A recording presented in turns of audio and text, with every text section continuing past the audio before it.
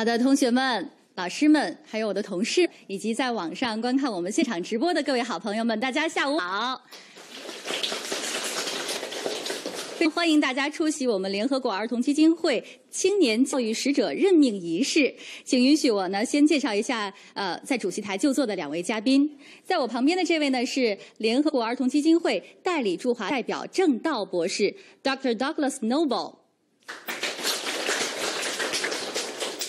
那么，在郑道博士身旁就坐的，就是大家非常熟悉和喜爱的中国著名歌手、演员、人气少年偶像组合 TFBOYS 成员王源，欢迎。今天呢，我们一起来见证王源携手联合国儿童基金会，担负起新的使命这一重要的时刻。我们也特别的感谢来自北京顺义的小学生们，还有他们的老师们，能够参加我们今天的活动，非常感谢和欢迎你们的到来，谢谢。首先呢，让我们有请郑博士来致辞 ，please。大家上午好。Students, teachers, friends, and colleagues. It's my great pleasure to announce at this signing ceremony that Wang Yuan will become a special advocate for education for UNICEF China. 我来做一下翻译啊。同学们、老师们、朋友们、同事们，大家下午好！我很荣幸在此宣布，王源即将成为联合国儿童基金会驻华办事处的青年教育使者。So, what is UNICEF? It is a United Nations organization. Our mission is to protect and defend the rights of every child across 190 countries and regions, including in China. And what is a special advocate for education? Well, it's a position given to Wang Yuan because he has shown a commitment to supporting children through education. 那么，联合国儿童基金会是一个什么样的组织呢？联合国儿童基金会是联合国的一个组织。我们的使命是在全球190个国家的国家和地区保护和捍卫每个儿童的权利，这其中也包括中国。那青年教育使者又是什么呢？青年教育使者是联合国儿童基金会授予王源的称号，因为王源一直致力于通过教育支持儿童。Education needs to be broad. It includes sports. It includes how we manage relationships in life and our emotions. It's not just maths and science, although maths and science are important as well. 教育的范围呢很广，它包括体育运动，包括如何处理人际关系，如何管理我们的情感，而不仅仅是学好数学和科学，尽管数学和科学也很重要。UNICEF works with our partners to implement child-friendly schools in remote and disadvantaged areas of China. A child-friendly school is one that is designed for the best interests of the child. This is what we believe in UNICEF, that children come first, and every child, no matter who they are, no matter what part of China they come from, have a right to high-quality education. And Wang Yuan and me will visit some child-friendly schools here in China later this year. 联合国儿童基金会与合作伙伴一道，在中国偏远贫困地区开展了爱生学校项目。爱生学校旨在实现儿童的最大利益，而这正是联合国儿童基金会的信念所在。儿童是第一位的，每位儿童，不论他们是谁，也不论他们来自中国的哪个地区，都有权利接受优质教育。过几个月呢，我和王源将会探访部分爱生学校。We need to do more in China so every child gets the best education, including the most vulnerable. Wang Yuan, thank you so much for joining us in this important endeavour to promote quality education for every child and child-friendly schools. 我们需要在中国开展更多的工作，这样每一位儿童，包括最弱势的儿童，都可以得到最好的教育。王源，非常感谢你加入这一重要事业，与我们一道助力每位儿童获得优质教育，推动爱生学校的发展。We look forward to travelling with you to visit our project sites in the near future and our continued collaboration with our partners, with all the hard-working teachers and students in promoting, protecting and fulfilling the rights of all children in China.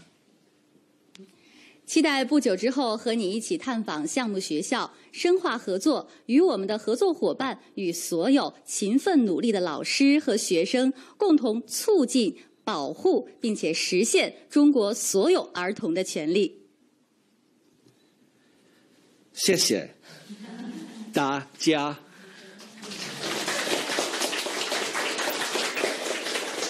好的，我们也谢谢郑道博士啊。正如您所说的，每一名儿童都应当享有获得优质教育的基本权利，这也是我们为之努力的一项重要的目标。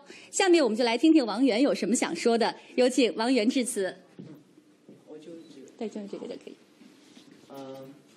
各位尊敬的领导，各位亲爱的同学、老师，大家好。感谢郑道先生，感谢联合国儿童基金会。能够获得联合国儿童基金会青年教育使者这个身份，我感到万分荣幸，非常感谢大家。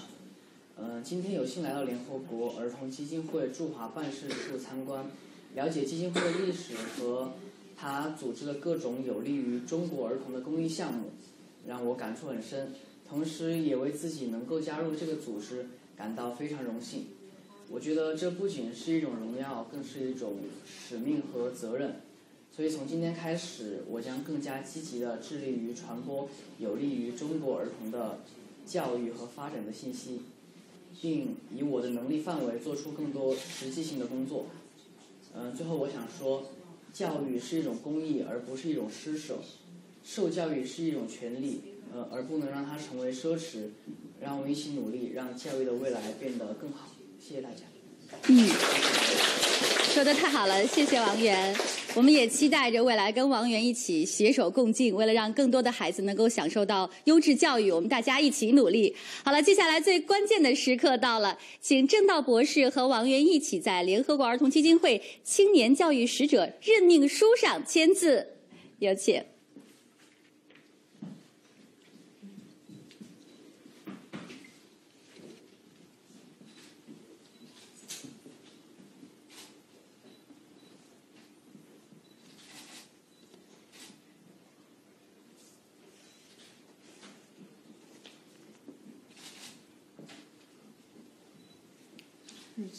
要交换一下。今天日期是多少？今天是28号。好。这是一个历史性的日子，我们要牢记。28号。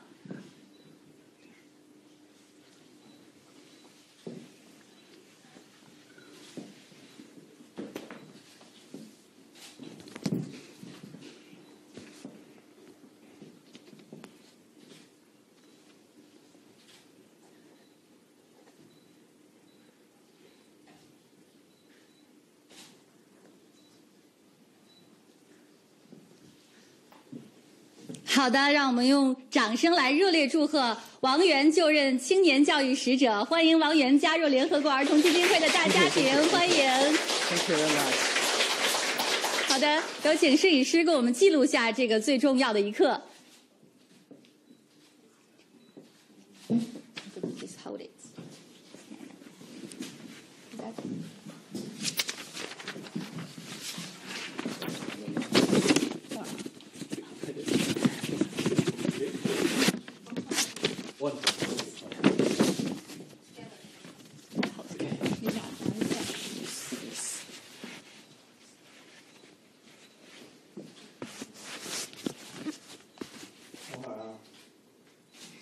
好的，我们再次用掌声欢迎王源加入联合国儿童基金会。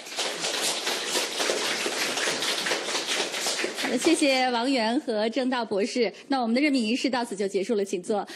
感谢各位的光临，也感谢网友们的关注和支持。未来呢，我们将会及时的来发布王源作为青年教育使者和联合国儿童基金会一道开展活动的讯息，敬请期待。好了，我们的直播现在就结束了，感谢各位的收看。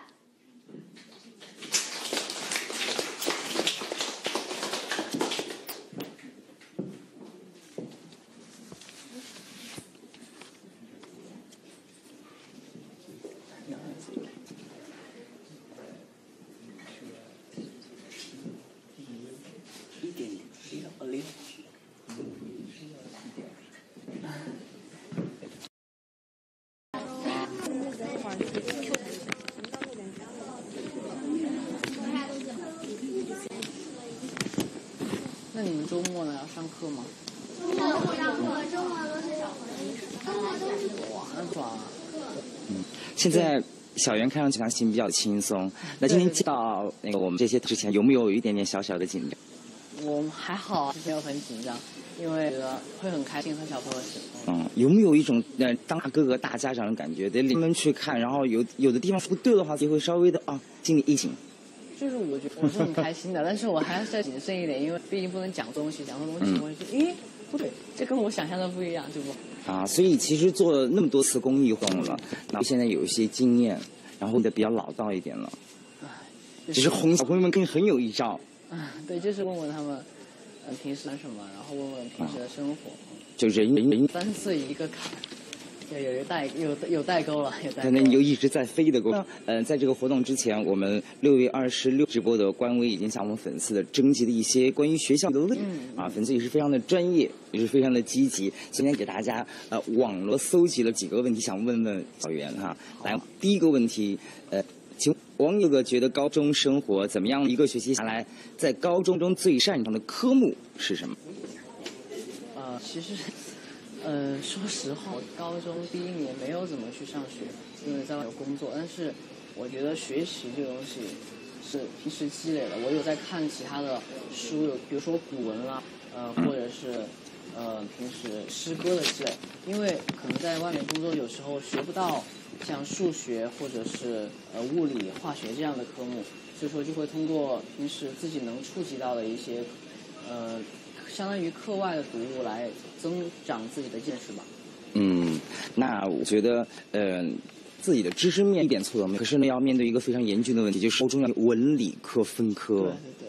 你现在有打算吗？我应该是选文科吧。选文科为什么？因为我觉得我没有理科的思维。没理科的富。而且我觉得文科是可以靠生活积累的。而且我对文科比较有兴趣。因为一般下艺术家都是对文学这方面特别有造诣研究。好了，那在现在这个马上来到的暑假这个时候，肯定有一批新的孩子要进入到高中了。对于这波新鲜的高中血液，有什么忠告或者是建议给大家分享吗？就是觉得要开心。其实高中生活没有你想象的没有那么吓人，但也没有那么轻松。就是好好享受高中生活，好好享受和同学的时光。得每一个部分。对。还有一个问题就是我们科目，比如说语文、英语这2门学科，高中的时候嘛都有分，大家都是很重视。可是呢，到了好像大家都重视了，拼命的重视英语，这个现象怎么看？我们这位粉丝2他提出了问题上的。我觉得其实如果算试卷的话，语文就是算常题，那英语就算附加题。我觉得在常规题做好的情况下，一定要学好英语。语文，因为我们大家都在中国生活，所以有这个语言环境，所以说自然的通过平时积累就会有英语功底。但是英语是需要靠大家多花时间来学习，所以我觉得在学好语文同时学好英语。哇，好像感觉上那堂哲学课哈，几个把矛盾统一不可分离哈，包括呢救助我们贫困山区儿童读书等等。不知道袁哥在救人有哪些新的计划？博士说的，会参加另外的一些活动，然后我觉得，既然当了教育，就更要做自己该做的事情。更多事儿来哈。意思，之前采访你的就评价说你的脑子转得很快，写稿子的话应该是非常不错的。那会随手写小的文章或垃圾吗？我其实这样的习惯，但是我就是当时机，我有灵感就会是文章有什么，就是有时候突然脑出现出一个符号，一个陈奕迅老师跟我讲过说，一些歌或者是词都来源于生活，就一点点的积累，最后把它汇聚起来，就是一个很大的能量，会让大家耳目一新。在生活当中去发现能量哈。另外一个方面呢，我们再往深的挖。比如说，咱们再成熟一点的话，有没有可能靠着自己的这个反应快和逻辑清晰的能力来开一档访谈节目？对于这个提议，你有兴趣吗？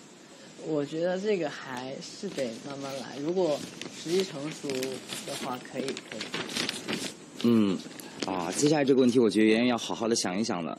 粉丝问说，袁爸袁妈对你的教育方式大概是怎样的？形容一下。说的直接一点就是随我去了，随你去不放养不管呢。对，但其实我觉得我爸妈挺好的，是什么？就是从小从我，就像他们这么大，上小学开始就要告诉我道德，就是说哪些事情是违反道德的，是一定不能做的，然后就真的不能做，如果做了会使劲的打我。但是其他的，我自己的兴趣和，比如说学校成绩的，好坏，他没有规定说，比如说下了几名就会打我，就是说。就看你自己的努力，就是在不违背道德的情况下，就让我自己做我想做的事情。在自己的这个规矩方圆之下尽量的盛开特别棒，我觉得就是开始上哲学课了。这一位更有要求了，这位准老师他提问，他说，我还有1年就毕业了，是一名准老师，学师范的，想问一下袁哥，你觉得什么样的老师才会让学生喜欢他？不布置作业的老师是吧？对，不布置作业的老师，没有开玩笑。其实我想到说，我以前上课的老师有那种非常年轻的老师，整堂课都很有活力，然后让大家都很开心的上完内容；也有那种经验很老道的老师，他会潜移默化的来感染你，然后通过他的方式让你知道知识，然后给你巩固。我觉得老师还是要。能够知道学生喜欢什么吧。年轻老师的话就比较有活力一点，我觉得这是很好的，学生都会喜欢跟年轻老师相处的。对，要讨好学生，投其所好。有没有哪些知识点，或者是你觉得人生当中比较受益的，然后是一位特别有方法，这个方法又是你喜欢的年轻老师教给你的，然后印象深刻？我英语老师就告诉我看美剧学英语看美剧。然后平时每天背几个单词，所以挺开心的。然后整个过程自己还觉得还不错。对。特别棒哈。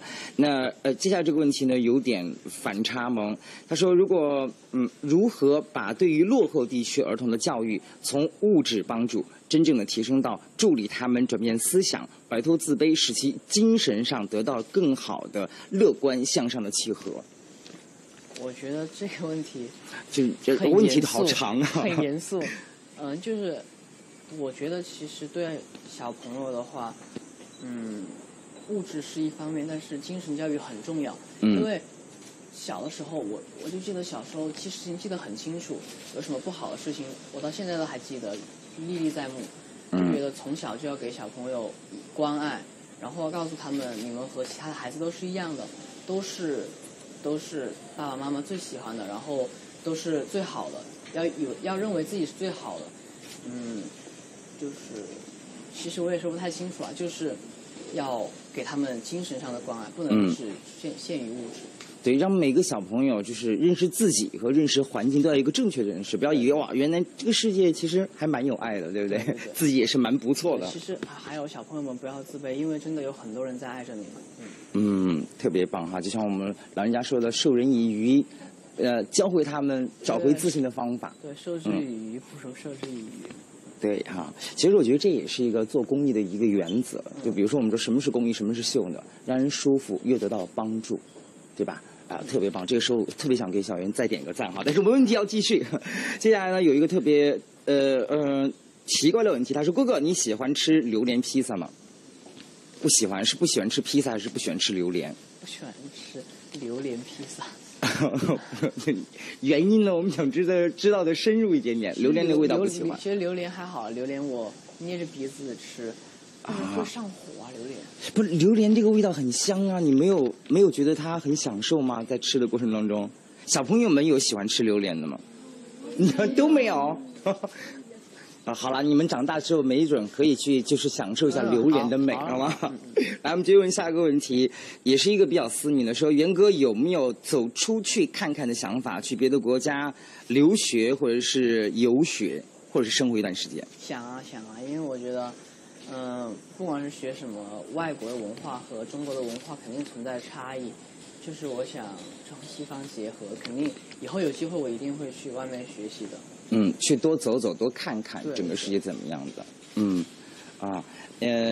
能不能给我们分享一下今年你的创作的计划？有没有一些新的音乐方向的动向，或是改变，或者是惊喜？这个怎么讲呢？就大家再等等，不好意思，再等等。但是有了，有什么呢？有想法还是有差不多很多首？有怀孕了啊，好吧，不再继续申报了哈，反正什么时候出来的话，大家应该能够看得到哈，一起期待一下。好，那另外一位粉丝朋友说了，他说特别想知道，如果你自己写歌，你的灵感和大多数从哪些地方来？我现在就是在听很多不同曲风的歌曲以前我是喜欢慢歌，然后现在我开始听一些带节奏的，然后比较快爽朗一点的歌曲。比如说你在创作的时候，哪些小癖好是你必须要有的？因为我们知道有些歌手在录歌的时候，对吧？要关灯，我就是对，要脱鞋，然后要喝醉。你有没有什么样就是让人为人不知的那些小癖好呢？我就是一定要在阳光下。阳光下啊，晚上不行。灯烤着也不行。就是我喜欢在阳光下。阳光下会有感觉，会向着阳光的感觉，会有灵感。哪些歌是你在阳光下，就是哪些旋律是能创作出来，你觉得还不错的，给大家分享一下。我就是平时拿一个沙发，然后坐在阳光下面，就会有灵感，然后就会用手机录下来。好，那我们就期待你的新的作品的出现。那今天呢，我们也是带着我们的小同学们一起去参观了我们整个大的院子和工作的场地。据说好像你有收到礼物，对不对？还没有吗？没有。我们小同学是不是有礼物要送给我们小袁哥哥呀？有吗？一度有啊。有。都是什么礼物呢？秘密啊！哇！但是我的台本上写着这个东西，好像我们很希望给大家分享，不分享啊？一个都没有分享的吗？有没有小伙子胆大一点点的，愿意给大家分享？我眼睛已经直勾勾的看着你了，这位红领巾。你有什么东西要送给小袁哥哥？这次来的比较仓促。对，只准备了3个笔记本啊，是吗？是要送哪个给小袁哥哥？你写的歌儿是吗？不是。是什么？一篇作文。作文啊？那你介不介意这个作文，拿给小袁哥哥，然后给我们大家来分享一下？不介意。那好，那第一步，你先把你的礼物送给小袁哥哥。好的，谢谢。看一看。好像写的还蛮多的哈。写的好多啊，整整2页纸呢。对，小袁，你先浏览一下，看看有没有哪些段落是可以给大家分享一下的。这是一篇，这是你们真正去过吗？哇，好帅哦！这讲的是这位小红领巾小帅哥，他们去，可以讲出来吗？就是我们去双城岛。对。然后去了一个参加训练营，而且还亲自的去第一次体验了一下坐飞降是什么感觉。看这一句，我艰难地行进在木桩上，心里像15个吊桶打水，7上8下，很文学哦，很厉害。哇，很厉害。好的，那你就送给我了吗？好的，谢谢，我一定会说好的。第一份礼物还很满意，对吧？对，我觉得真的写得很好。你看看，另外我们的别的小同学哪一个可以作为第2个给大家分享的？你来挑一个。我觉得他们就不好意思说 no。那就你吧，小帅哥。我也是一个作文，这写的是我们学校举证的一些传统的一些毛猴制作的，这些都是我们老北京的一些文化。老北京文化啊，来送给小陈哥哥去。好吧，谢谢。哇，也是写了整整一篇呢。传统手工毛猴，这写的是老北京的传统手工，叫做毛猴，然后讲了毛猴是怎么做出来的呢？你给我们念一段吧，用标准的朗诵腔调。不是应该用老北京腔调吗？那如果你可以，我们也没有问题。谢谢。老北京传统手工毛猴走进了我们亲爱的学校，不是东北味也出来了，串了。好了，就是这样。好，场面一度十分尴尬。好了，老北京传统手工毛猴走进了我们亲爱的学校，为我们传下来老一辈人们的智慧，让我们在玩耍中科普和学习知识。好，挽救尴尬。不尴尬，非常好哈。后面的也不念了，对不对？对。对于老北京，你是很了解的了。我不然怎么会这么大胆的说自己要朗诵北京腔调啊？开玩笑，其实小朋友写的蛮好，因为现在有很多这种传统技艺可能都失传了，慢慢的随着岁月就流失掉了。然后你们学校还蛮好的，可以组织你们去亲近传统手工，我觉得这是很好的。哇，特别棒哈！跟着学校，跟着我们小袁哥哥一起来实现我们文化自信，非常庞大、很宏大的一旗帜。来，我们接下来另外第3位小朋友的作品，给大家分享一下。你来点兵点将，看哪一位？你可以吗？不可以呀！好害羞。来送给你的礼物，这个作品都是秘密哈。来，我们来换一位，就是稍微没有那么害羞的小同学。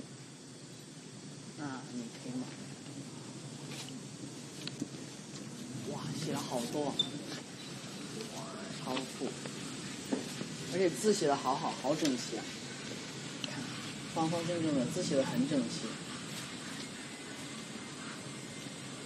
哇，这是一篇读后感，读永远的超级4班有感。你是几班？1班。好，1班。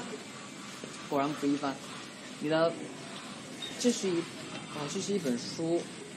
这本书讲述的是6、4班，一个充满了活力的班级，在明智的班主任胡老师的支持下，大家合理的分配和利用网络资源，在博客上抒发真实的情感，然后建立纯真友谊的故事。难怪他们自豪地说我们是永远的 Super 4班。这是讲了一个学校一个班级的故事。就是我其实小学这段时光我觉得很难忘，就是在你们小学毕业的时候回想起小学6年，其实会觉得很舍不得，因为比如说初中高中只上3年的课嘛，但小学和小学同学待了6年，就会有很深的感情。其实这个也是很讲了同学之间那种情谊。有没有一段就是讲故事的特别感人的，会让你催人泪下的这种，你用重庆话给大家分享一下呗。好，看找。他就有一句最经典的话，来嘛，我们是永远的 Super 4班，对，就是这样。好，没了。多说2句呗，要不然就觉得你好像重庆话都不会说了。好。你的班级里充满幻想吗？你的班级里有博客吗？博客，现微博。你的班级里有博客，有博客吗？如果你的班级不符合以上2点，那你的班级就不合格哦。想看看合格班级吗？那很简单。好，来鼓掌！哎，特别棒！其实用家乡话念起来还有别有另外一番风味哈，而且脑子里会转当时自己上学那种情景，对不对？来，我们所有的小同学们，我们一起来跟着圆圆老师，来进行一堂音乐课好不好？圆圆的歌、小圆的歌，你们都会唱哪些啊？对，就什么来着？青春修炼啊，青春选手，你们都会唱吗？对。那我们一起来唱这首歌好不好？检验一下大家这个学习的合格不合格。好。这个超红的，好来，那我起一调，跟着我唱。跟着我左手右手一个慢动作，右手左手慢动作重播，我这首歌给你快乐，你有没有爱上我？跟着我鼻子眼睛动一动耳朵，装乖耍帅换不停风格，青春有太多未知的猜测，成长的烦恼算什么？哇，像一个童声合唱团呀，好棒啊！我在等你这个中间的 rap， 结果就没有了，是吗？真的很棒，好认真。好了，今天也是非常的谢谢我们那个小圆，也是我们所有的同学们哈。小圆有一个特殊的要求，说今天我们在直播的过程当中，他禁止送礼物啊，我觉得是特别贴心、特别暖心做法。你的理由是什么呢？给大家分享一下。其实我觉得今天直播就大家看着开心就好，就分享这个事儿就成了。对，就分享今天一件让我很开心的事情，就是得到这个称号。那我觉得大家如果有心意，就是说想表达对我们的喜欢的话，就是可以多做一些公益活动，比如说以后有什么公益活动，大家可以送一点点礼物，然后尽自己的绵薄之力，我觉得这样是好。但今天就不要送了。对，我把你的话就是说的再接地气一点哈。小圆意思呢就是不要在今天这个过程当中哈，在他自己身上花钱，把更多的力量和金钱和精力奉献到我们的公益事业和教育事业当中去，对不对？来，鼓掌一下，来给大家加油鼓励。那今天我们今天直播的最后了，小圆有什么样的话来对我们镜头的那一端的我们的广大粉丝朋友们说呢？就是希望大家过好每一天了。然后我说一个比较切合今天的，就是关于小朋友的教育。就是我觉得大家可以多多关注，但是有一点就是要在照顾好自己的情况下来帮助别人。好的，谢谢小圆，也谢谢同学们哈。在我们一直播一直的这样致力于公益的情况下，当然在我们的青年领袖和小哥哥的帮助之下，我相信会有越来越多的小伙伴加入到我们教育公益的力量这个大力量的行列当中来。好了，今天的我们的直播到这里就结束啦。